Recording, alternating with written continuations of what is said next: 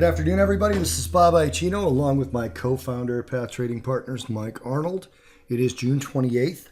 This is an afternoon Path Chat covering cryptocurrencies, and this is an Ethereum chart that you see on your screen, ETH on the Kraken exchange.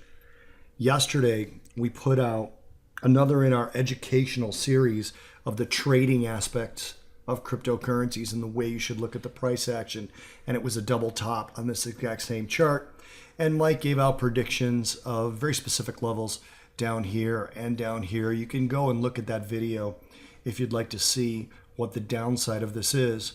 But he did say in that video that it could travel higher first, which it did do. Now, part of the reason we're putting out this little educational series is to show you that different time frames, and this is a daily chart, different time frames can give you different signals, and you could take advantage of both. You could actually trade long ETH while not violating this longer term short trade that we put out yesterday, which is exactly what happened. Now, at the risk of having given away too much already, Mike is going to discuss a shorter term pattern within the bigger picture pattern that he talked about yesterday. A trade you could have made that could have made you money without violating the trade that went in the opposite direction that he put out yesterday.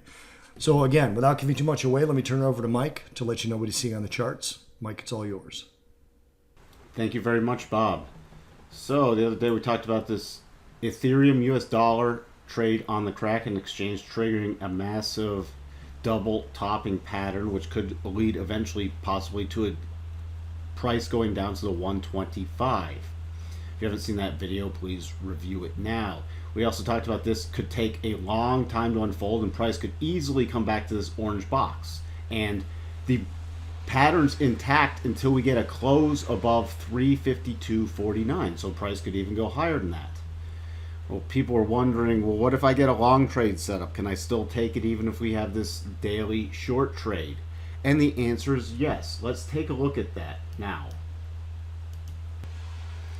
So here we have a 1 hour chart, and we have a path trading double bottom, which triggered on this bar's close above the peak.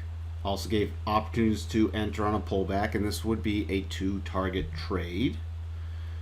With the first target, our stop reduction target is actually this 287.